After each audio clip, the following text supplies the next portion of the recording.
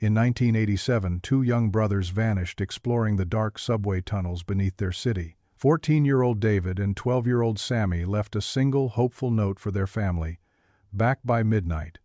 Promise." But midnight came and went, and the boys never returned. For years, their disappearance was a tragic mystery, an unsolved case that haunted a family and a city. But 18 years later, their surviving sister uncovers a devastating truth. The one person who knew exactly where the boys were that night was the subway dispatcher, the man celebrated for keeping the city's rails safe. He didn't just fail to help them. He made a single decision that ensured they would never be found. What could two young boys have possibly seen in those tunnels that was worth burying forever? Subscribe now so you won't miss similar chilling stories on our channel in the future. And tell us where you're watching from and what time it is there. We love seeing where our audience tunes in from. The attic smelled of dust and sealed away time. 18 years. For 18 years, the scent of her mother's life had been trapped up here in the dry, still air beneath the rafters. Ellen Ward ran a hand over a cardboard box labeled in her mother's tidy script: "Memorabilia, do not discard." Every box was a monument to a life meticulously organized, a life that had ended 2 months ago, leaving Ellen with the quiet, overwhelming duty of sorting through the pieces. Her husband, Mark, had offered to help, but this felt like a task she had to face alone. It was a final conversation with her mother, one held in the language of stored photographs, brittle newspaper clippings, and the things a person keeps for reasons they never quite explain. Inside this box, nestled between yellowed school report cards and a bundle of letters tied with a faded ribbon, was a smaller, unmarked shoebox. It felt lighter than it should. She lifted the lid, expecting dried corsages or baby booties. Instead, her breath caught in her throat. Lying on a bed of tissue paper was a folded, hand-drawn map. Her fingers trembled as she picked it up. The paper was soft and worn, a page torn from a school notebook, the blue line still visible beneath the penciled markings. It was a crude map of the city's subway tunnels, the lines wobbly but confident, the stations marked with careful, blocky letters. And in the top right corner, in a child's proud scrawl, were the initials: SW+D, W. Sammy and David. A wave of memory, so sharp and powerful it felt like a physical blow, knocked the air from her lungs. She could see them, her two younger brothers, heads bent together over the kitchen table, their faces lit with the thrill of a grand secret. David, the serious 14-year-old, the careful planner drawing the lines. Sammy, the irrepressible 12-year-old, his foot jiggling with impatience, probably clutching the silver whistle he was never without. This map wasn't just a drawing, it was the last pure moment of their childhood, preserved on a fragile piece of paper. It was hope. It was a spark of impossible joy, finding this piece of them, this tangible evidence of their life, their dreams. She had thought every trace of their last adventure was gone, swallowed by the official narrative. For a moment, a fierce, protective love washed over her, and she smiled. She had them back, just for a second. Then the second wave hit, cold and sickening. She remembered the faces of the transit authority officials in 1987. Hard, impassive men in stiff uniforms who had sat in her mother's living room and delivered their verdict with bureaucratic finality. They had called it a tragedy born of youthful recklessness. There were no records of their intended path, one of them had said, his voice devoid of sympathy. No plan, no route. The boys were exploring where they shouldn't have been. They had painted a picture of two foolish children wandering aimlessly into darkness, a story her family was forced to accept because there was nothing to contradict it. But this map, this careful, detailed map, was a contradiction. It was a plan. It was a record. It was proof that those men had either been lying or they hadn't bothered to look for the truth. The city, the institution everyone trusted to keep them safe, had failed her brothers and then had the audacity to blame them for it. A slow, hot anger began to burn through the grief, an emotion Ellen hadn't allowed herself to feel for years. Her mother, Marjorie, had been a woman who trusted authority, who believed in order. Had she known? Is that why she kept this hidden, tucked away in a box within a box? A secret act of defiance against a story that never felt right. Ellen smoothed a stubborn crease near the edge of the paper, and her eyes fell upon a small, neatly printed sentence in David's handwriting, just beside the line marking their home station. "Back by midnight, promise." The word struck her with the force of a final, heartbreaking plea across time. A promise. They hadn't just been exploring, they had made a vow. They were good boys. They wouldn't have broken a promise to their mother, not one that serious. Something had kept them from coming home. Something had happened in those tunnels that had stopped them, something the official story had conveniently left out. The promise transformed the entire tragedy. It wasn't just a disappearance anymore, it was a promise that had been stolen from them, a promise Ellen now felt a desperate, suffocating need to understand. "Mark!" she called out, her voice thin and reedy in the quiet attic. He appeared at the top of the pull-down stairs moments later, his face etched with concern. He took one look at the map in her hands, and the expression on her face, and his own fell. He knew that look. It was the same one she'd had in the weeks and months after the boys vanished, a look of fierce, painful determination that had nearly consumed her back then. "Oh, Ellen," he murmured, his voice gentle but heavy with dread. "What is that?" He already knew. He didn't need to be told. "It was in Mom's things," she said, her voice shaking with a mixture of grief and fury. "They had a map, Mark, a plan. They promised they'd be back by midnight." She held it out to him, a sacred artifact, proof of a terrible injustice.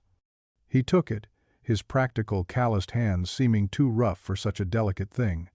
He studied it for a long moment, his shoulders slumping. "Okay," he said, handing it back carefully. "Okay, so they had a map." Ellen stared at him, bewildered by his calm. "Don't you see what this means? They lied to us. The transit police, the city, all of them. They said the boys were just gone, that there was nothing to find." "And what are you going to do?" Mark asked, his tone shifting from gentle to pleading. "Go down to the transit authority and wave a 19-year-old piece of notebook paper in their faces? Ellen, please? Don't do this to yourself again." His words were a bucket of cold water. He wasn't seeing a clue, he was seeing a weapon she was about to turn on herself. "This isn't about me," she shot back, her voice rising. "This is about them. They deserve the truth. Mom deserved the truth." "Your mom is gone," he said, his voice strained. "And reopening this wound, it won't bring her back. It won't bring them back. All it will do is tear you apart all over again. We built a life, Elle. A quiet life. Let them rest. Let yourself rest." You could feel his fear, a palpable thing in the cramped attic space. It was the fear of a man who had watched the woman he loved nearly drown in grief once before and would do anything to keep her from going under again. But to Ellen, his words felt like a betrayal. He was asking her to choose peace over truth, to let her brothers remain a convenient, tragic story for the sake of their quiet life. The warmth of finding the map had curdled into a lonely, chilling resolve. She was on one side of a chasm now, and Mark was on the other. "I can't," she said, her voice barely a whisper. "I can't let them rest when they were lied about. Not anymore." Mark sighed, a long, defeated sound that seemed to suck all the air out of the attic. He didn't argue further. He just nodded slowly, a look of profound sadness in his eyes, before turning and descending the stairs, leaving her alone with the ghosts of her brothers. The joy of discovery had soured into the bitter reality of her new, solitary mission. She had found a link to her past, but in doing so, she had created a fracture in her present. Alone again, she sat on a dusty trunk and studied the map under the dim light of the single dangling bulb. Her eyes traced the route from their neighborhood station, deep into the labyrinth of lines beneath the city. David had even marked ventilation shafts and emergency exits, little notes of caution in the margins. This was the work of a careful boy, not a reckless one. As her thumb brushed over a faded smudge near a section of tunnel marked as decommissioned, she felt a raised imperfection in the paper. It was a tiny, hard-penciled dot, almost invisible. Leaning closer, she could just make out a single faint letter scrawled next to it. It wasn't a D for David or an S for Sammy. It was an H. It wasn't part of a station name or a street. It was just there, a deliberate, secret mark on a secret map, An initial, a code, a chill traced its way down her spine. Who was H? Suddenly, the map didn't feel like a memory of a childhood adventure anymore. It felt like a warning. The silence in the house the next morning was heavier than the attic dust. Mark had left for work before she woke, the coffee pot cold on the counter, his empty mug rinsed and sitting in the drainer. It was a small, polite act of departure that felt more like a barricade being erected between them. He was retreating to the safety of his routine, leaving her with the fragile map and the burning, unspoken accusation that she was choosing the dead over the living. A part of her screamed that he was right, that this path led only to more pain, a lonely excavation of a family tomb. But a stronger, deeper part of her, a part that sounded eerily like her brother David's quiet resolve, knew she had no choice. The promise, backed by midnight, had become her own. She folded the map carefully, placing it in her purse like a sacred text, and drove. The city had grown up and outward in the 18 years since she'd lived in the old neighborhood, the familiar roads now bracketed by unfamiliar strip malls and glass-fronted office buildings. But as she drew closer, the landscape began to recede in time. The buildings grew older, shorter, built of brick and stone instead of steel and glass. The trees were ancient, their thick roots buckling the sidewalks she and her brothers had once raced down.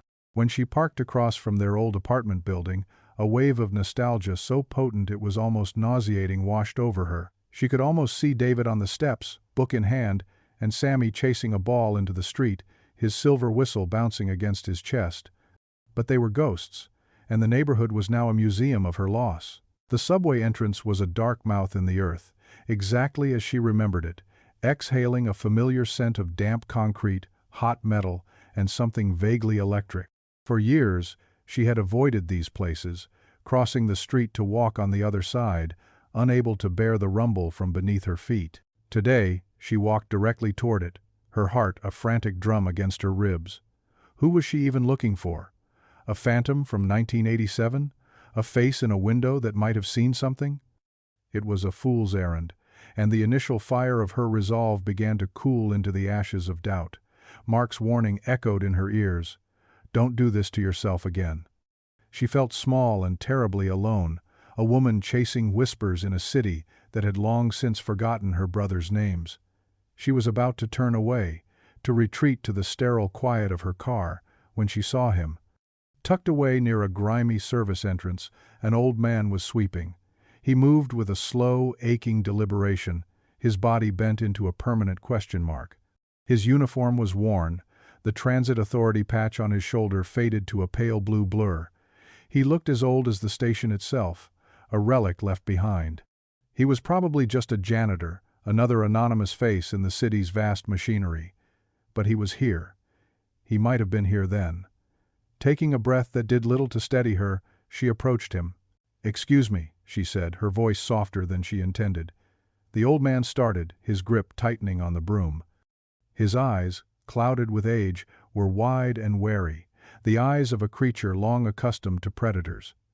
"I was just wondering, did you work here a long time ago, back in the late 80s? He squinted at her, his expression unreadable. "Maybe," he grunted, turning back to his sweeping, a clear dismissal. Ellen's hope faltered. This was pointless. But then she remembered her brothers' faces, and the desperation returned, sharp and urgent. She took a step closer, pulling a worn photograph from her wallet. It was one of her favorites. David with his arms slung protectively around Sammy's shoulder, Sammy grinning a toothy, mischievous smile. "My brothers," she said, her voice cracking just a little, they used to love this station. They disappeared from here. In 1987. She held the photograph out to him. For a long moment the old man just stared at the broom in his hands. Ellen was sure he was going to ignore her, to walk away. But then, slowly, reluctantly, he lifted his gaze from the floor and let it fall on the picture. His entire posture changed. The wariness in his eyes softened into something else, a flicker of recognition, a shadow of an ancient sorrow. He reached out a trembling, liver-spotted hand and gently took the photograph. "I remember them," he whispered, his voice a dry rustle of leaves. The loud one had a whistle. A sob caught in Ellen's throat, a single, perfect detail. Hope, bright and blinding, surged through her. Someone remembered. After all these years, someone else carried a piece of them. Yes, she breathed. That was Sammy. This place, the tunnels, they have ears. The old man who introduced himself as Mr. Jonas continued, his eyes darting around the empty platform as if the walls themselves might be listening. The old tile, it carries sounds in a funny way. You learn to listen. You can hear a train coming from a mile away if you know how. He handed the photograph back to her, his touch lingering for a moment, a gesture of shared grief. That night, he said, his voice dropping even lower. It was late, quiet. I was down on the lower platform cleaning up, and I heard them, echoing up the ventilator shaft. He paused, and in that pause Ellen felt the entire world holding its breath. I heard boys' voices, laughter, and that whistle, a sharp little trill, bouncing all around in the dark. It made me smile. This was it, the breakthrough, the first crack in 18 years of cold, indifferent silence. Her brothers weren't just a paper file in a dusty archive, they were a living memory. They were laughter in the dark. A feeling of profound relief, almost euphoric, washed over Ellen. She wasn't crazy. The map wasn't just a fantasy. This was real. What else? She urged, leaning in closer. What else did you hear? But the light in Mr. Jonas's eyes had already vanished, replaced by that familiar, hunted fear. His face closed up, the lines around his mouth deepening. The voices stopped, he said, his tone flat and final. 1 minute they were there, and the next, nothing. Just quiet. A different kind of quiet, a heavy quiet. He took a half step back, away from her, as if her questions were contagious. You shouldn't be here, he hissed, his eyes now scanning the shadows at the far end of the station. You need to leave this be. The sudden shift was dizzying. The warmth of hope was instantly replaced by a chilling dread. Why? Ellen asked, her own voice dropping to a whisper. What are you afraid of? Some things are better left buried, he muttered, his gaze fixed on some unseen terror from the past. You go digging.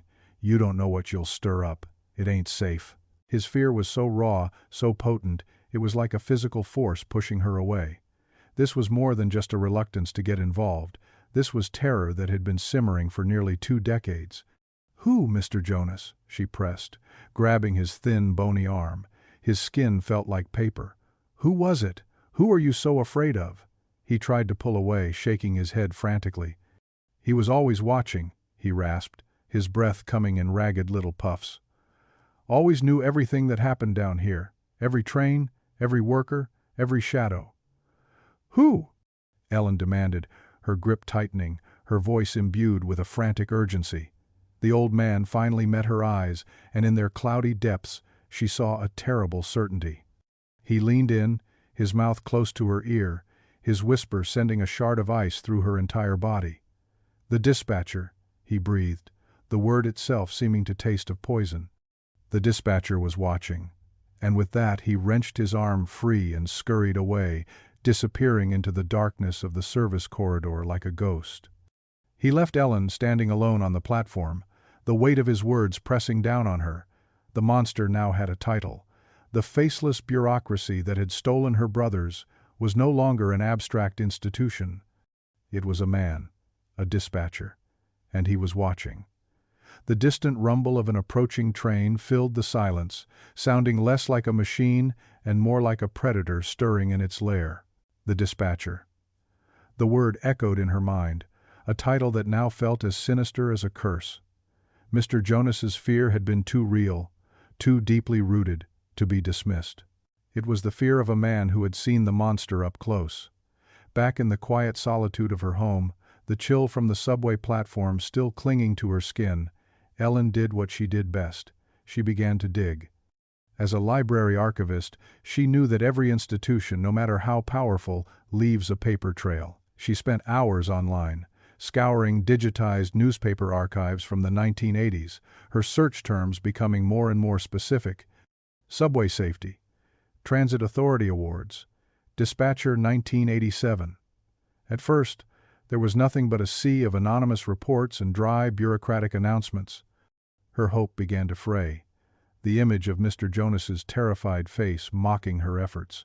It felt like searching for a single grain of sand on an endless beach, and then she found him. A small article from a 1989 edition of the city paper tucked away on page 12. The headline read, "Harold Creel, Guardian of the Rails, retires after 30 years of service." The photograph showed a man in his late 50s, his hair neatly combed, a placid, almost benevolent smile on his face. He was receiving a plaque from the mayor, his hand raised in a humble wave. The article was a cascade of praise, quoting colleagues who called him the calm in the storm, a man who knew the city's underground arteries like the back of his own hand, a dispatcher who had personally overseen system upgrades that had kept the subway safe for a new generation. It painted a picture of a civic hero, a man of order and integrity, public virtue. And as Ellen stared at that smiling, celebrated face, a cold knot of certainty tightened in her stomach. This was him. This was the man who was always watching. A surge of adrenaline, a hunter's thrill shot through her. The monster now had a name and a face. She had a target. The fight was no longer against a faceless system, but against this man, Harold Creel. It was a moment of pure, terrifying clarity. She had found him.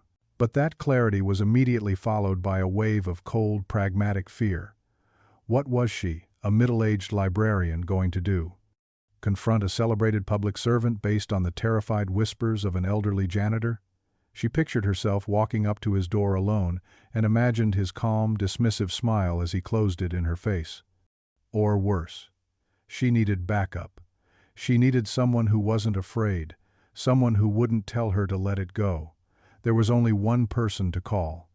Her cousin Rachel answered on the second ring, her voice a boisterous, "Well, look what the cat dragged in. To what do I owe the honor?" Rachel was the opposite of Ellen in almost every way, loud where Ellen was quiet, impulsive where Ellen was cautious. She was fiercely loyal, with a street-smart toughness that Ellen had always admired and secretly envied. After Ellen explained everything, the map, Mr. Jonas, the name, there was a long pause on the other end of the line. For a heart-stopping moment, Ellen feared Rachel would echo Mark's pleas for caution. Instead, Rachel's voice came back, low and steady, and humming with a righteous anger that warmed Ellen to her very bones. "That two-faced son of a bitch," she said. "When do we go see him?" Just like that, Ellen wasn't alone anymore.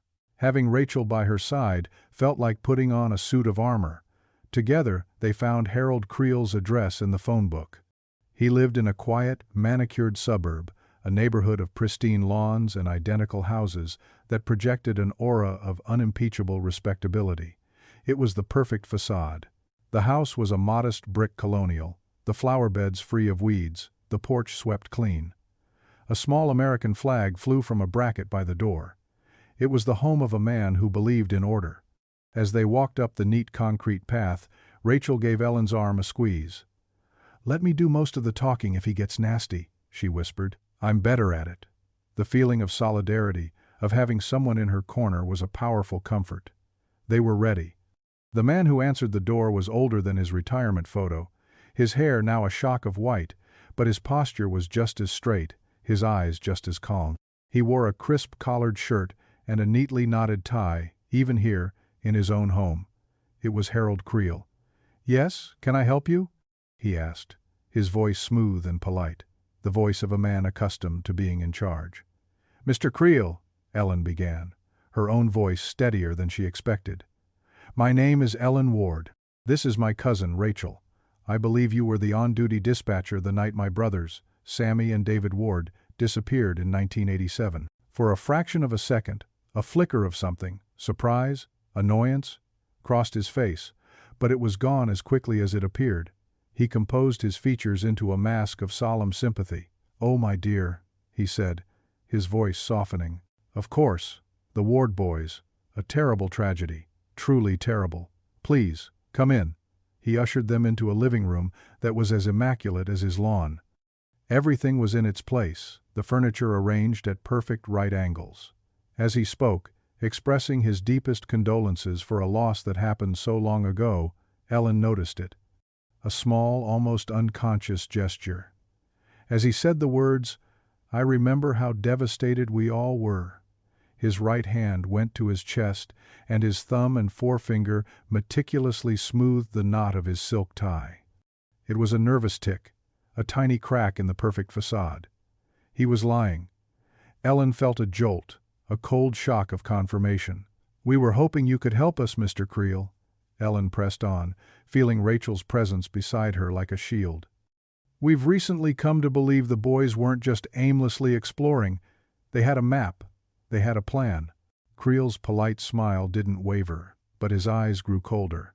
"A map?" he repeated, the question hanging in the air.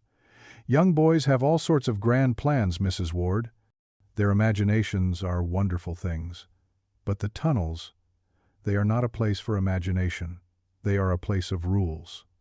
Of order." He was dismissing her, patronizing her, treating her like a hysterical woman clinging to fantasy. You could feel the outrage rising in the room, thick and suffocating. "The point is," Rachel cut in, her voice sharp, "they weren't lost. And we heard someone else might have seen or heard them that night. We're just trying to find out what really happened." Creel's gaze shifted to Rachel, and his smile finally faded. His voice, when he spoke again, was still quiet, but it was now lined with steel. "What happened," he said slowly, deliberately, "is that two boys broke the rules and paid a tragic price. It is a sad story, but it is a closed one. I would advise you, for your own peace of mind, to let your brothers rest." He stood up, a clear signal that the visit was over. The warning was unmistakable, a velvet glove wrapped around a fist of iron. A crushing wave of defeat washed over Ellen. They had nothing. He was untouchable, wrapped in a cloak of public service and condescending pity. They followed him to the door, the silence thick with unspoken threats. As they stepped onto the porch, Creel put a hand on the doorframe, blocking their exit for just a moment. He looked directly at Ellen, his calm, grandfatherly expression returning. "You take care now, Mrs. Ward," he said, his voice once again gentle. "That's a nice, quiet street you live on. Elm Drive, isn't it?" He paused, and a slow, terrible cold spread through Ellen's entire body. "Number 42, he added, his voice dropping to an almost conversational whisper. "We should all be grateful for quiet streets." Then he smiled, a genuine, chilling smile this time, and softly closed the door, leaving them standing on his perfect porch in the dead, silent air. "Elm Drive, number 42. The words hung in the air long after Harold Creel had closed the door. It wasn't just an address, it was a message, a declaration. "I know where you live. I know who you are. I am still watching." Ellen felt a visceral, paralyzing fear, a cold serpent coiling in her gut. This wasn't just about protecting a reputation anymore. It was a threat, veiled in polite, suburban charm, and it was aimed directly at her. In the car driving away, Rachel was a storm of fury. "Did you see that?" she spat, gripping the steering wheel so tightly her knuckles were white. "The way he just dropped that in? He's not just hiding something, Elle. He's dangerous. This isn't some retired old man. He's a mob boss in a cardigan." Ellen, however, was silent. The fear was quickly being burned away by a white-hot, righteous anger. How dare he? How dare he use her home, her sanctuary, as a weapon against her? He had taken her brothers, buried the truth, and now he was trying to silence her with intimidation. The anger was clarifying. It solidified her resolve into something hard and unbreakable. He hadn't scared her off. He had just declared war. And Ellen, the quiet, bookish archivist, was not going to retreat. She spent the next week consumed, fueled by a mixture of adrenaline and rage. Mark watched her with a growing sense of alarm, his pleas to stop becoming more strained, their conversations growing clipped and tense. The space between them in their bed at night felt like a mile-wide canyon. He couldn't understand why she would risk the life they had built for a ghost hunt, and she couldn't make him see that she wasn't just hunting for ghosts. She was fighting for the soul of her family, for a truth that had been deliberately and maliciously buried. You find yourself yelling at the screen, pleading with her to stop before it's too late, to choose the safety of her life with Mark. But you also understand her. How could she stop now? Creel had proven he was guilty. The threat was proof. He wouldn't have threatened her if there was nothing to hide. This reckless decision to push forward, a choice driven by pure, grieving desperation, was a pivot point. She knew she was putting everything on the line, her marriage, her safety, her sanity. But the thought of her brothers, of their stolen promise, was a force stronger than fear. She had to find proof, something more than a terrified whisper and a veiled threat. She had to find a document, a piece of paper, something Harold Creel couldn't explain away with a placid smile and a smooth lie. Her work at the city library was her sanctuary, but it now became her armory. She knew how archives worked, how to navigate the bureaucratic maze of city records. Her target was the Transit Authority Archives, a dusty, neglected corner of the municipal records building that few people ever visited. She put in an official request, citing a vague research project on civic infrastructure development in the 1980s. It was a flimsy pretext, but it was enough to get her through the door. The archive room was cold, lit by buzzing fluorescent lights that cast a sterile greenish glow on rows upon rows of metal shelves. The shelves were packed with heavy cloth-bound ledgers and cardboard boxes filled with decades of forgotten paperwork. The air smelled of old paper and slow decay. For 2 days, she sat at a small wooden table, systematically working her way through the records from 1987, her hands growing grimy with dust. It was tedious, soul-crushing work. Maintenance schedules, payroll reports, requisitions for new light bulbs, an endless stream of the mundane details that keep a city running. Doubt began to creep back in. What if Creel was just a paranoid old man? What if there was nothing to find? But then, she found it. A thick, oversized ledger labeled Tunnel Maintenance and Rerouting Schedules, 1985 to 1990. Her heart began to pound a heavy, frantic rhythm. This was it. This would contain the official logs for the night her brothers disappeared. Her hands shook as she opened the heavy cover. The pages were filled with neat, methodical entries, each line detailing a track closure, a signal repair, or a scheduled maintenance check, all signed off by the shift dispatcher. She flipped through the months, past summer, and into the fall of 1987. She found the week.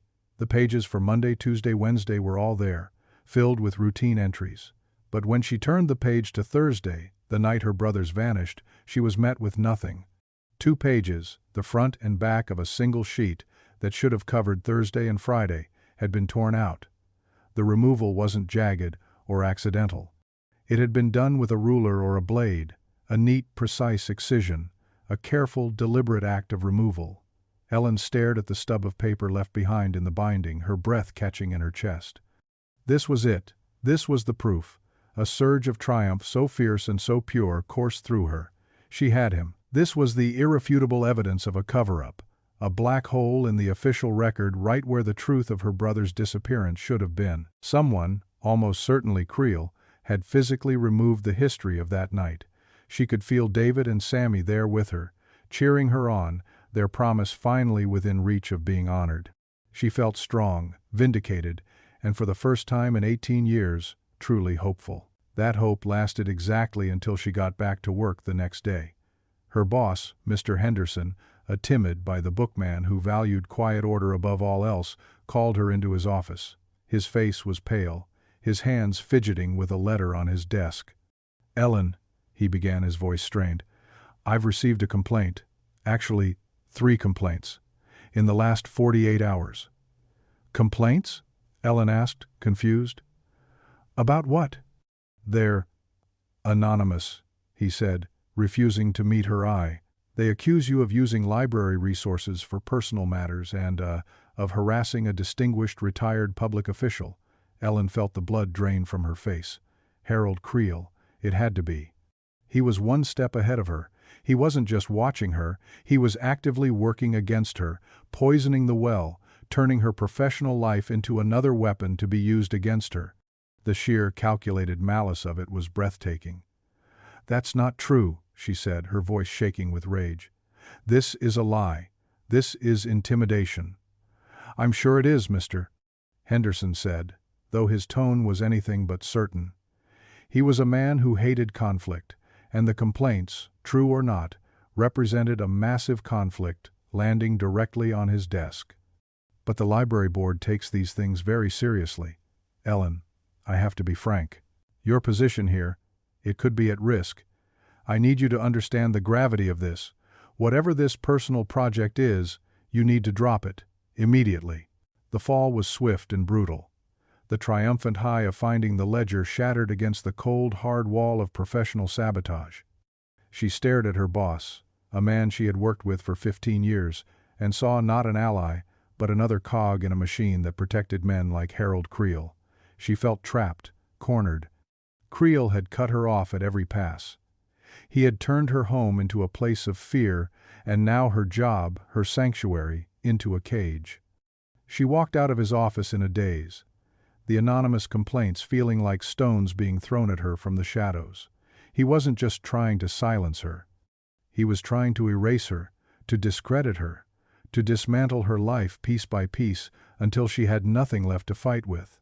The ripped-out pages in the ledger were a hole in history. Now, Creel was trying to rip the pages out of her own life. As she sat at her desk, the library's comforting silence now feeling oppressive and suffocating, her phone buzzed. It was a text from Mark. "Are you okay? Just heard a strange rumor at the shop about you bothering some old city guy." The poison was spreading. Creel's tendrils were reaching into every corner of her world, turning friends into skeptics and allies into threats. The question hung in the air, heavy and unanswered. How do you fight a man who can rewrite the past and sabotage the present, all with a quiet smile and a perfectly knotted tie? The threat against her job was a brutal blow, but it didn't break Ellen, it focused her. Creel's reaction, his calculated campaign of sabotage, was the loudest confession he could have made. He was terrified of what she might find, and that terror told her she was close. He had control of the records, the rumors, the very system that was supposed to protect people. But there was one thing he didn't have: her brother's map. It was the only artifact that existed outside of his sphere of influence, the only truth he couldn't tear out of a ledger. For days, she and Rachel huddled over it, spreading the worn paper on Ellen's kitchen table under the warm glow of the overhead light, a stark contrast to the cold darkness it depicted. The house felt empty. Mark had started working late, the unspoken tension between them a constant, heavy presence. He didn't approve. He thought she was being reckless, obsessive, choosing a lost cause over their shared life. His disapproval was a dull ache in her chest, but she couldn't stop. "This section here," Ellen said, tracing a finger over a dotted line on the map labeled decommissioned. "This is where David put that H. It branches off from the main line right after the old freight depot. According to the city plans I pulled up, it's been sealed since the 70s. Concrete walls, steel doors. Officially, it doesn't exist anymore."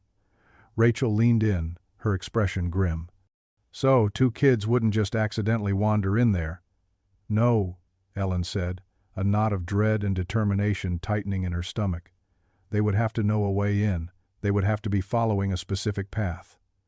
They had a destination, and if the official records were a dead end, then the only place left to look for answers was the one place she had dreaded going her entire adult life, into the tunnels themselves."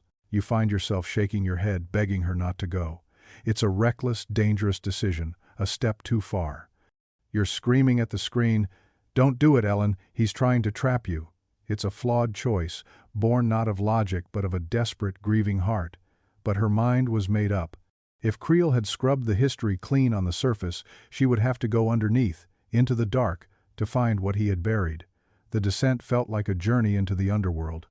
Armed with heavy-duty flashlights and a copy of the map, Ellen and Rachel pried open a rusted maintenance hatch 3 blocks from the main station, slipping into the damp, echoing darkness late on a Tuesday night. The air was cold and thick with the smell of stagnant water and ozone. The sound of the city above faded away, replaced by the rhythmic drip, drip, drip of water seeping through ancient concrete and the distant, haunting rumble of trains passing on active lines. This was her brother's world now, a place of secrets and shadows. As they navigated the narrow, slick walkways, their flashlight beams cutting nervous circles in the oppressive blackness, the weight of the past was suffocating. Every flicker of a shadow, every skittering sound in the dark, felt like a premonition. Rachel, usually so boisterous, was quiet, her hand hovering near the heavy maglite she carried, more for a weapon than a light. They were trespassers here, not just legally, but spiritually.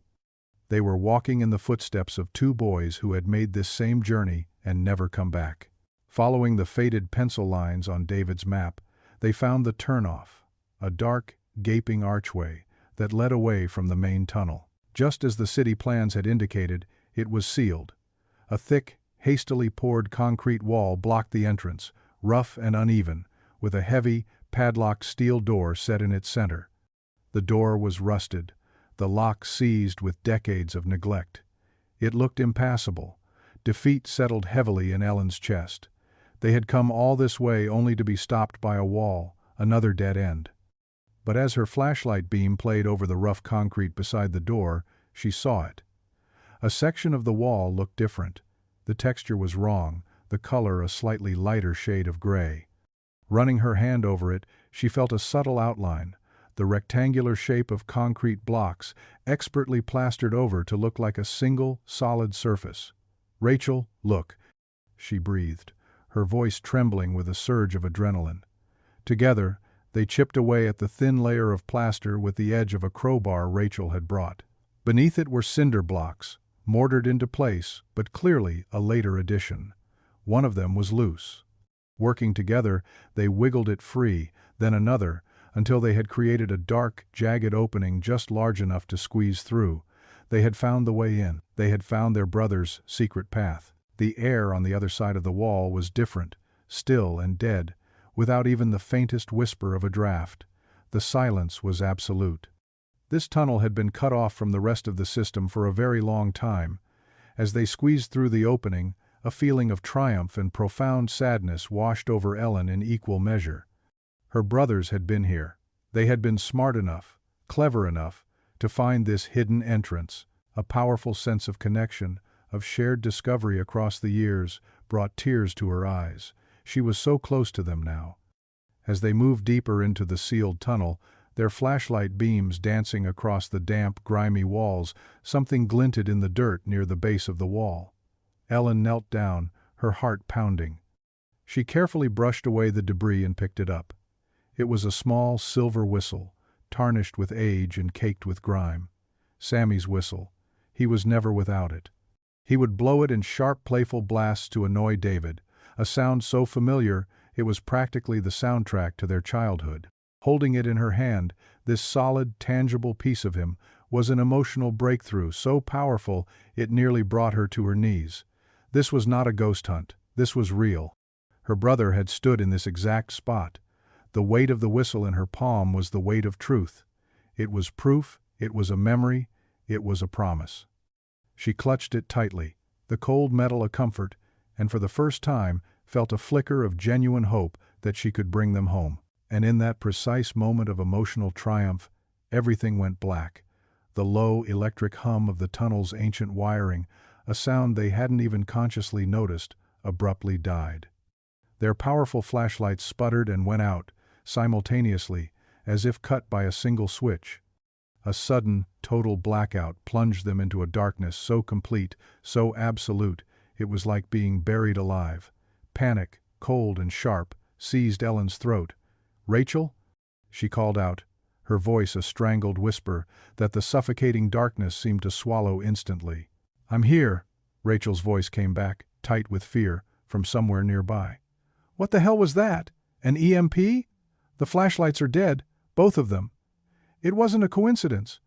It couldn't be. Someone knew they were here. Someone had cut the power." The elation of finding the whistle was violently ripped away, replaced by a primal, suffocating terror. They were trapped. Miles from the surface, in a sealed tomb, with no light and no way of knowing what, or who, was in the darkness with them. They stumbled back toward the opening in the wall, their hands sliding along the slick, cold concrete, their breath coming in ragged gasps. After what felt like an eternity of blind panic, Their searching fingers found the jagged edges of the hole they had made. They scrambled through, back into the main access tunnel, their hearts pounding in their chests. They didn't stop running until they saw the faint, blessed rectangle of gray night sky from the maintenance hatch far down the tunnel. They emerged into the cool night air, gasping and trembling, covered in dirt and fear. As Ellen stood on the sidewalk, the familiar city lights feeling alien and distant, she realized she was still clutching the whistle, its shape a hard, cold anchor in the chaos. The trap had been sprung. Creel was no longer just watching, he was actively hunting them. They had narrowly escaped, but as the adrenaline faded, a new, horrifying realization took its place. The blackout wasn't just a warning, it was a test. Creel had wanted to see if they were brave enough or foolish enough to come down here, and they had just shown him that they were. As they stood there, catching their breath under the pale glow of a street lamp, a figure emerged from the shadows across the street. It was a woman in a prim, dark coat. Ellen recognized her instantly from the City Records building, Mrs. Fallon, the meticulous guarded archivist who had stonewalled her, coolly insisting there were no relevant files. Mrs. Fallon didn't say a word. She just walked toward them, her expression a mixture of fear and resolve, and silently pressed a small, heavy key into Ellen's hand. Attached to it was a worn manila tag. On it, a single number was written. "You didn't get this from me," the archivist whispered, her eyes wide with terror. Then, she turned and disappeared back into the night as quickly as she had appeared, leaving Ellen staring at the key, a key that promised a new door and a new, more terrible level of danger. The key felt heavy in Ellen's palm, a small object radiating an immense and terrifying significance. Mrs. Fallon's fear was a confirmation of the stakes. This wasn't just a reluctant act of assistance, it was a desperate rebellion. The archivist had risked everything to pass this key to her, a silent plea for Ellen to finish what she was too afraid to start. The number on the tag corresponded to a secure records locker in the deepest, most restricted section of the municipal archives, a place Ellen had never been granted access to. It was a place where the city buried its ugliest secrets, and Mrs. Fallon had just handed her the shovel. The fear from the tunnels was still a cold knot in her stomach, but a new, powerful feeling was rising to meet it. Vindication. They weren't alone anymore. Someone on the inside believed her. Someone else knew Creel was a monster. This small act of courage from a terrified stranger gave Ellen a profound sense of hope. The emotional high was dizzying. She had the key, she had a secret ally, she had Sammy's whistle, she had the truth cornered. Using Mrs. Fallon's key felt like crossing a final, definitive line. The next morning, Ellen bypassed her own office and went straight to the deep archives, her heart hammering against her ribs with a mixture of dread and anticipation. The lock turned with a satisfying, heavy clunk. Inside the cold metal locker was a single, thin file. The cover was stamped with a faded red ink. Incident report the 26th of October 2087, pending administrative review. The date, the night her brothers vanished.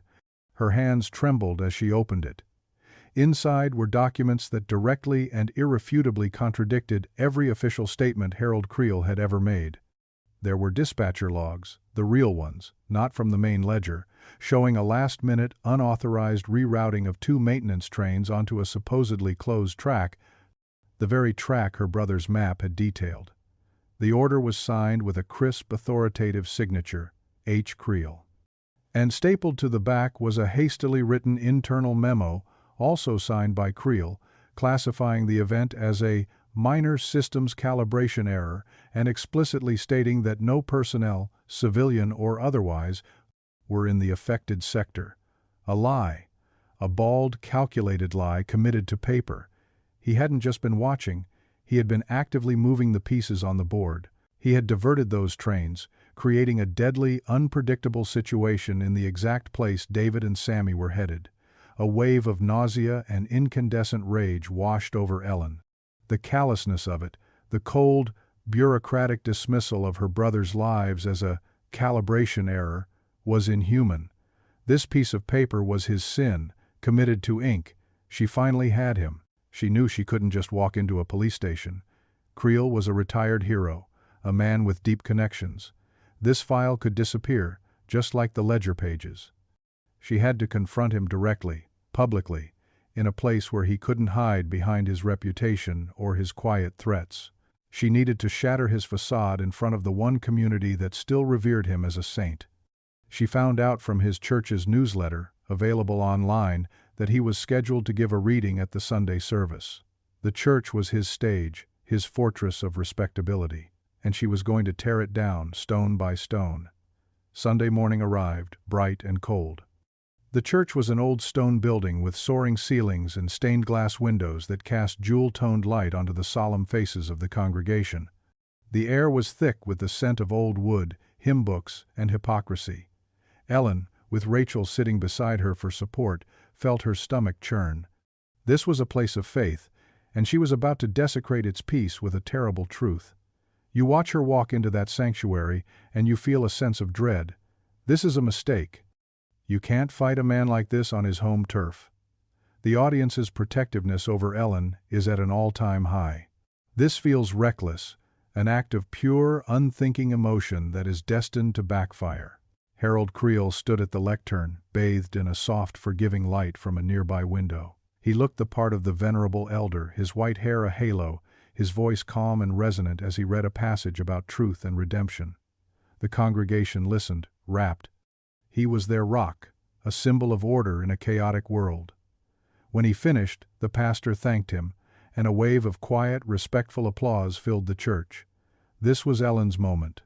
She stood up, her copy of the incident report clutched in her trembling hand. "Mr. Creel," she called out, her voice louder than she intended, a jarring intrusion into the sacred quiet. 100 heads turned to stare at her. Creel at the lectern looked down at her, his expression one of mild, paternal confusion. "Mr. Creel, you spoke of truth," Ellen said, her voice growing stronger, fueled by the memory of her brothers. "I have here an official transit authority report from the night my brothers disappeared, a report you signed. It details how you rerouted trains into a closed tunnel that night, the very tunnel my brothers were in. You lied. You said no one was there." A collective gasp went through the pews. Whispers erupted like wildfire. Ellen held up the paper, a defiant banner of truth. For a moment, Creel's composure finally broke. A flash of pure, venomous fury crossed his face. He smoothed his tie, a frantic, jerky movement. She had him. He was exposed. The entire congregation had seen his guilt. It was a moment of absolute triumph. But the moment was fleeting. Creel, the master manipulator, recovered in an instant. He looked down from the lectern, not with anger, but with an expression of profound, heartbreaking sorrow. He looked not at Ellen, but at the pastor, at the congregation, at his community. "Oh, my dear child," he said, his voice thick with a carefully crafted pity that was more devastating than any denial. "The depths of your grief, they have truly consumed you." He turned his sad eyes back to Ellen. "For 18 years, I have prayed for your family. I have prayed that you would find peace. But this is not peace. This is an obsession." The narrative shifted in a heartbeat. He wasn't the accused anymore. He was the victim. Ellen was no longer a seeker of truth. She was a hysterical, grieving woman, desecrating a house of God with wild, pain-fueled fantasies. He took her grief and weaponized it against her. "She came to my home," Creel continued, his voice trembling with feigned hurt. "She has been harassing my old colleagues. And now she comes here, to this holy place, to wave around fabrications, to try and reopen a wound that has scarred this entire community. All for, what? Attention? A need to blame someone for a tragic accident?" He let the question hang in the air, a poisonous seed planted in the minds of his flock. The faces that had been looking at Ellen with curiosity now turned cold with judgment. They were looking at a heretic, a madwoman. The whispers turned from shocked to scornful. She could feel their sympathy for her evaporating, replaced by a protective loyalty to the man she was accusing. He had expertly flipped the script, using her pain as proof of her instability. "That's not true," Rachel yelled from the pew, but her voice was lost in the growing murmur of the crowd. The pastor was already moving toward them, his expression one of deep disappointment. "Ma'am," he said to Ellen, his voice low but firm. "I think you should leave." The humiliation was a physical blow, knocking the air from her lungs. She looked at Creel, who was now being comforted by other members of the church, his face a perfect mask of wounded dignity. He met her eyes across the room, and for just a second the mask dropped. She saw a look of cold, absolute victory. He had not just beaten her, he had annihilated her. He had taken her most powerful weapon, the truth, and convinced everyone it was a lie. As the pastor gently but firmly escorted a stunned Ellen and a furious Rachel out of the church and into the harsh, indifferent sunlight, the full weight of her defeat crushed her. Creel hadn't just escaped justice. He had been anointed, and she had been cast out, branded as a liar and a fool in the one place she thought the truth might matter. The aftermath of the church fiasco was a landscape of scorched earth. The whispers Creel had started had now become a chorus. Her boss, Mr. Henderson, put her on indefinite paid leave, a polite corporate term for exile. Her marriage to Mark, already strained, was now fractured into a tense, unbearable silence. He saw her public humiliation as the inevitable result of her obsession, a self-inflicted wound she had refused to let heal. He wasn't angry anymore. He was resigned, his emotional distance a form of self-preservation. She was utterly alone, adrift in a sea of public scorn and private sorrow. The hope that had surged with Mrs. Fallon's key had been extinguished, leaving only the cold, hard ash of defeat. Harold Creel had won.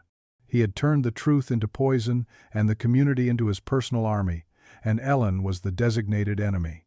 The crushing weight of it all was suffocating. For the first time, she truly considered giving up. She had nothing left to fight with. Her credibility was destroyed, her support system was gone, and her spirit was broken. It was Rachel who dragged her back from the edge. "So that's it?" she demanded, storming into Ellen's house 2 days after the church incident, finding her staring blankly at a television screen she wasn't watching. "You're just going to let that sanctimonious old monster win? You're going to let him spit on your brother's memory and just roll over?" "What else is there to do?" Ellen whispered, her voice a hollow shell. "He's beaten me, Rach. He's beaten us." "The hell he has?" Rachel shot back, her eyes blazing with a fierce loyalty that was the only warmth Ellen had felt in days. "He's beaten you in public, but we've got something he doesn't know about. The truth of that tunnel. He thinks he's scared us away from there for good. That's his one blind spot." Then Rachel delivered the final, devastating blow, a piece of news that turned Ellen's despair into raw, desperate urgency. "I was checking the city planning notices online. They're starting the flood control project next week. They're scheduled to permanently seal that entire decommissioned sector with reinforced concrete. Not just a wall, Elle. They're going to fill the whole thing. If there's anything else in that tunnel, anything that proves what happened to David and Sammy, it will be buried forever in 72 hours. The words struck Ellen like a physical blow, a deadline, a ticking clock. All at once, the paralysis of defeat was replaced by a surge of pure, panicked adrenaline. 72 hours. It wasn't a choice anymore. It was her last and only chance. The danger, the humiliation, Mark's disappointment, none of it mattered anymore. All that mattered was getting back into that tunnel before it became a concrete tomb. It was a wildly reckless decision, born of utter desperation. A final, suicidal charge into the heart of the enemy's territory. You want to scream at her, to tell her it's a trap, that Creel is expecting this. But you also understand that this is it. This is the last stand. That night, under the sliver of a cold moon, they went back. This time there was no thrill of discovery, only a grim, stomach-churning sense of finality. They slipped through the maintenance hatch and made their way through the oppressive darkness of the main tunnel. Ellen's new flashlight, a heavy military-grade torch, felt like a weapon in her hand. Sammy's whistle was in her pocket, its cold weight a constant reminder of what was at stake. They squeezed back through the hole in the wall, entering the dead, silent air of the sealed section. The darkness felt heavier this time, pregnant with malice. They were on Creel's turf now, and he had already shown them what he was capable of. Armed with the knowledge of where they had found the whistle, they began a methodical search of the area, their flashlight beams cutting surgical swaths through the gloom. They were looking for anything her brothers might have left behind, anything they might have hidden in their last moments. The hope was a fragile, flickering candle in the vast darkness. An hour passed, then another. The damp cold seeped into their bones. Despair began to creep back in, insidious and cold. Maybe there was nothing else. Maybe the whistle was the only thing left. And then Ellen's light caught it. Not a glint of metal this time, but an anomaly in the wall. A section of the grimy brickwork was just slightly recessed, the mortar around it a different color, newer than the surrounding decay. Her heart leaped. It was the kind of detail David, with his careful, observant eyes, would have noticed. It was a hiding place. Using the crowbar, they worked at the edges of the bricks.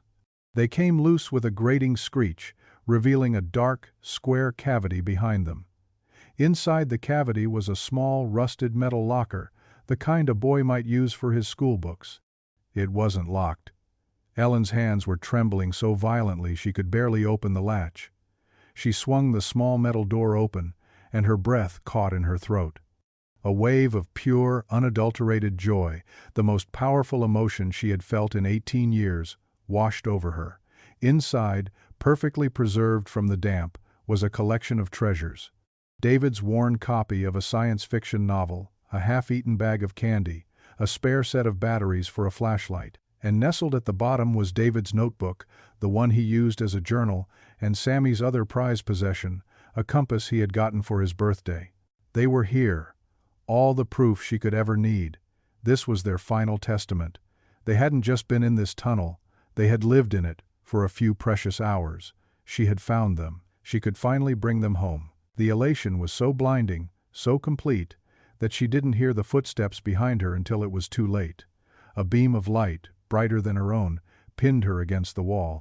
A calm, familiar voice cut through the darkness, dripping with condescending satisfaction. "I knew you couldn't leave it alone." It was Harold Creel. He stood at the far end of the tunnel, his silhouette a hulking black shape against the brilliant glare of his industrial lantern.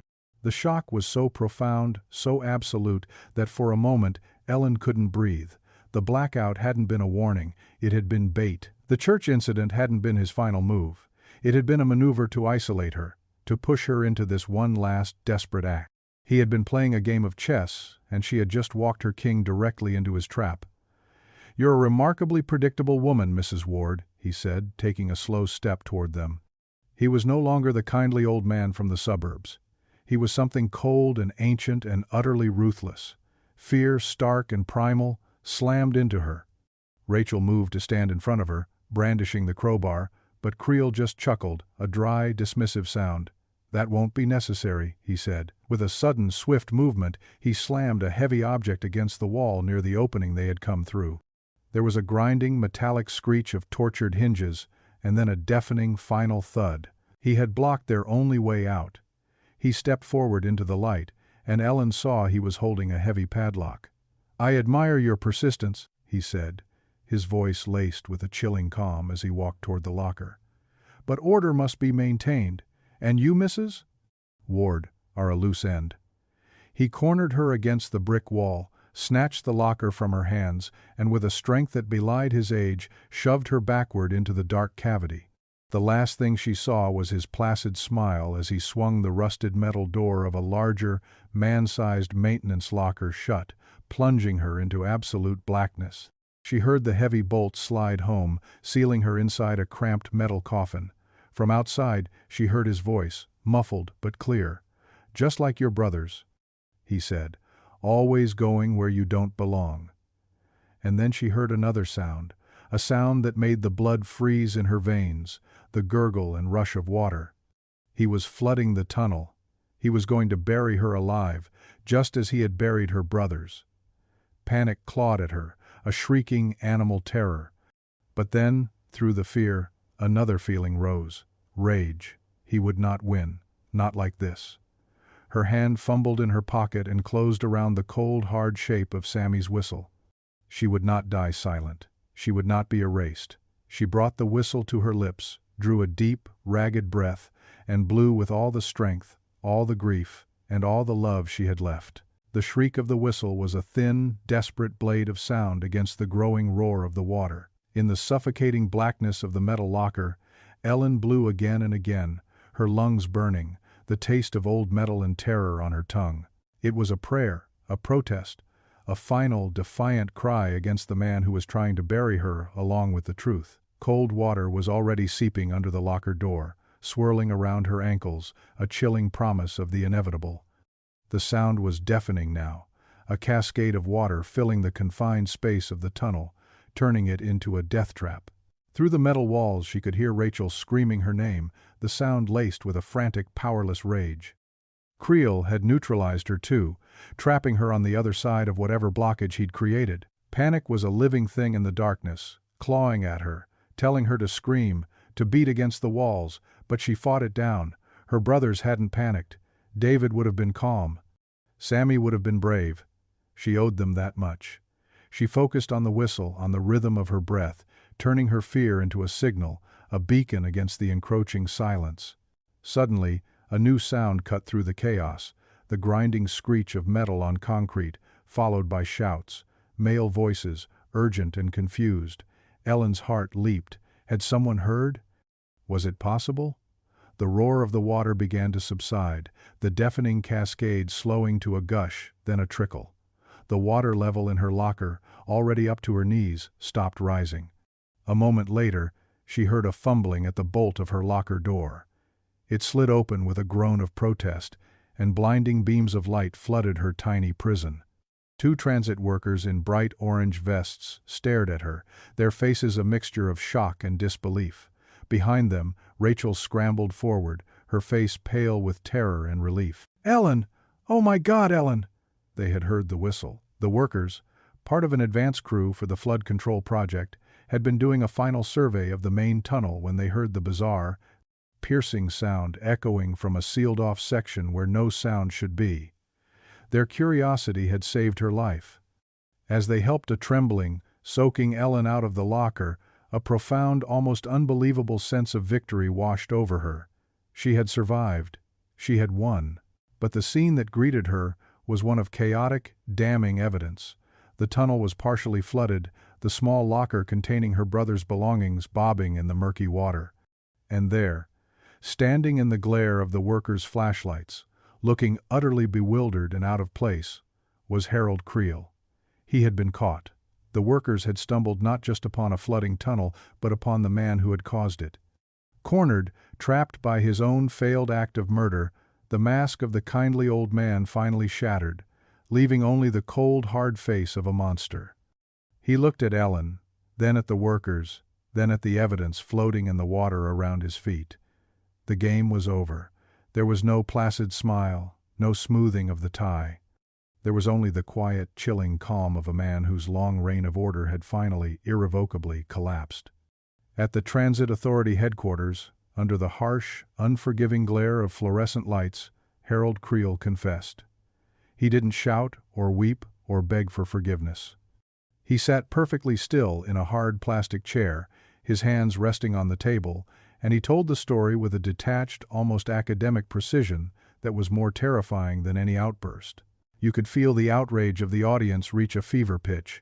This man, this pillar of the community, was admitting to a crime so heinous, so heartless, it defied comprehension. He explained that on that night in 1987, he had been covering up a near-catastrophic error of his own. A signal failure, one he was responsible for, had nearly caused a head-on collision between two late-night trains. To hide his mistake from his superiors and protect his flawless service record, he had rerouted them at the last second down a decommissioned track, a risky, unauthorized maneuver he was confident no one would ever know about. But someone did. David and Sammy, deep in their underground exploration, had accidentally been in the one place they could witness the two ghost trains rumbling down a track that was supposed to be dead. They saw the near disaster. They saw the evidence of his mistake. They were loose ends. They were just children, one of the investigators said, his voice thick with disgust. Creel looked at him, his eyes empty of emotion. They were a threat to the stability of the system, he corrected, as if explaining a simple mechanical principle. He hadn't hunted them down. He had simply used his knowledge of the tunnels to redirect them, herding them with track closures and signal changes until they were guided into a remote, low-lying section of the tunnels he knew was prone to flash flooding during heavy rains. It had been raining that night. He had sealed their path behind them and simply waited. He had let the storm and the city's own infrastructure do the killing for him. It was murder by bureaucracy. A quiet, tidy, efficient execution with no witnesses and no weapon. He admitted it all with a chilling lack of remorse. For him, it hadn't been about good and evil. It had been about maintaining order. Order over truth, he said, the words falling into the stunned silence of the room. Sometimes, for the good of the many, the inconvenient truths of the few must be archived. The confession was a sickening gut punch, a revelation of a villainy so cold and calculating it was almost beyond belief. Justice, it seemed, was finally being served. The sense of righteous victory was immense. The monster had been unmasked, his crimes brought into the light. But then, Creel delivered his final devastating twist. He leaned forward, a flicker of something, pride, malice, in his eyes. They weren't the first, he said softly. Over his 30 years as the guardian of the rails, he explained, there had been other incidents. A homeless man who had seen a safety cover-up, a maintenance worker who had discovered a bribery scheme, other inconvenient truths. Other people who had vanished into the city's dark veins, their disappearances written off as accidents or filed away as unsolved mysteries, buried in reports he had personally archived. He was a serial killer whose weapon was the system itself. The scale of his evil was suddenly magnified, a single tragedy becoming a systemic horror story. David and Sammy weren't just victims. They were part of a hidden, silent massacre that had been going on for decades. The victory of his confession was suddenly tainted, curdled by the knowledge of how deep the rot truly went. He was arrested, of course. His face, once celebrated in the newspapers, was now splashed across the evening news, the image of a fallen hero. Justice was served, but it was a bitter, inadequate justice that could never account for all the lives he had destroyed, for all the truths he had buried so deep they would likely never be found. The system had finally caught its monster, but only after that same system had allowed him to thrive, protected, and celebrated for a generation. The trial of Harold Creel was a public spectacle, a city forced to confront the monster it had created and celebrated. The truth, once revealed, was an avalanche, burying his legacy of order under the weight of his secret atrocities. Ellen watched it all from a distance, the television screen a barrier between her and the circus her grief had become. She had won. She had uncovered the truth, served justice to the man who had stolen her brothers, and given them back their names, no longer footnotes in a cold case file but symbols of a vast and terrible betrayal. Yet, the victory felt strangely hollow, the triumph laced with a profound and unshakable sadness. The world was now celebrating a truth she had nearly died to uncover, but the cost of that truth was a currency she was still paying in her own life. Her job at the library was gone for good.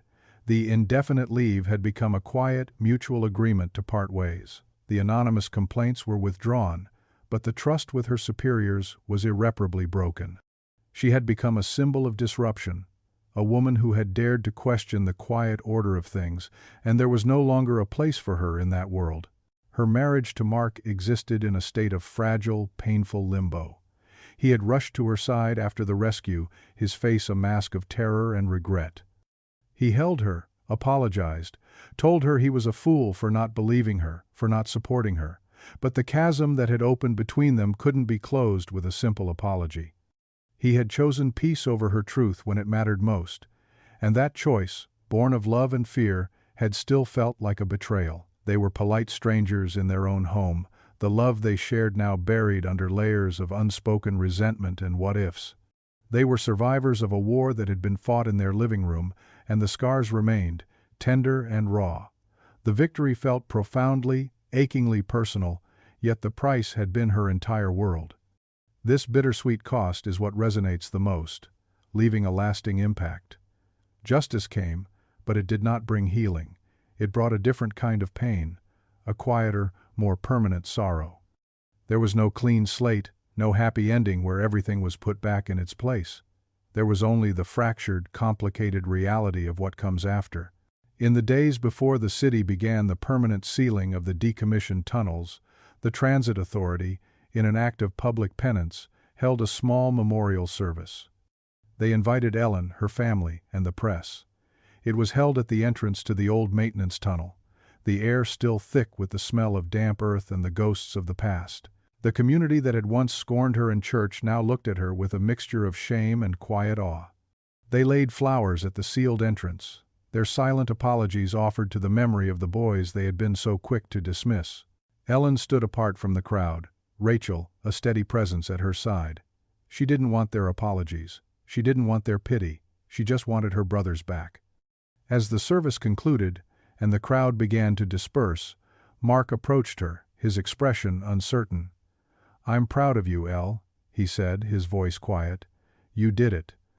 You kept their promise."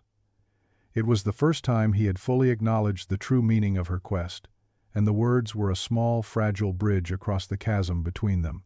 It wasn't a solution, but it was a beginning, a flicker of hope in the wreckage.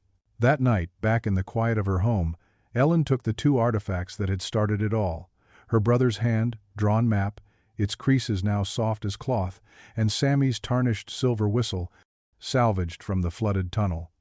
The whistle was water-stained, a permanent record of its ordeal, just as she was. She didn't clean it. The stains were part of its story now. She carefully mounted them together, in a simple, deep shadow box frame. She hung it on the wall above the fireplace mantel, not as a memorial to their death, but as a monument to their lives, their adventure, their unbreakable bond.